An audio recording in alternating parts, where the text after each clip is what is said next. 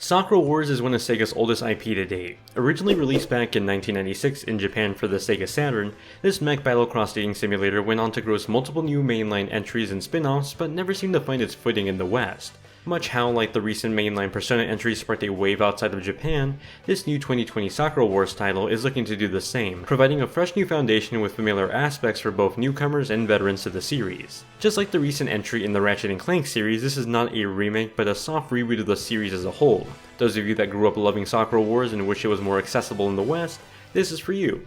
Likewise, for people like myself that had only heard the name but never took a chance on the series, this is for us too. Sakura Wars takes place in a steampunk 1940s Tokyo, a Tokyo overtaken by demons with the only forces to stop them being these for-hire groups of mech pilots. You find yourself in the Combat Review's Flower Division in the middle of Tokyo, playing as Seijiro Kamiyama, a naval captain recruited to the team. The rest of the team come from all walks of life. They're Sakura, the swordswoman, Hatsuo, the shrine maiden, Anastasia, an actress, Asami, a funny ninja, and Clarissa, a noblewoman. They all live as these mech pilots but also are part of a theater group that's their side hustle and home. They're the underdogs of the mech business, and so they must climb the ranks while also performing to financially survive. They were all a colorful cast of characters that I found myself instantly caring for and wanting to see them succeed in their endeavors.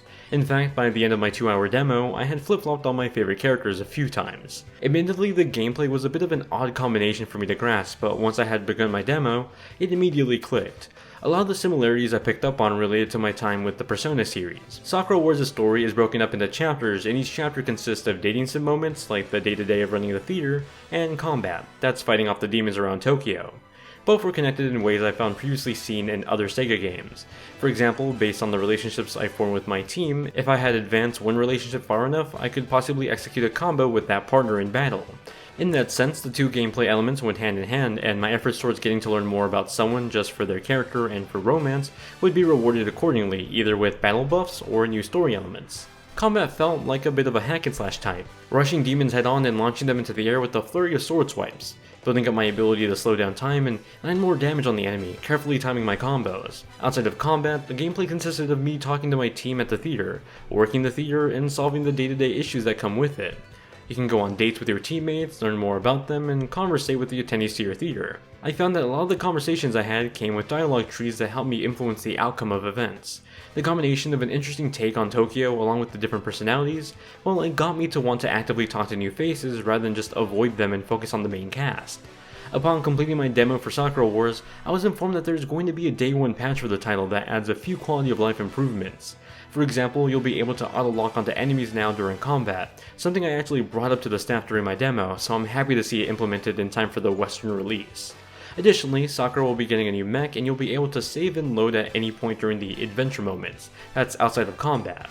A new chat log will also make sure that you don't lose track of the dialogue being spoken, and a new controller scheme helps to make the game a bit more accessible.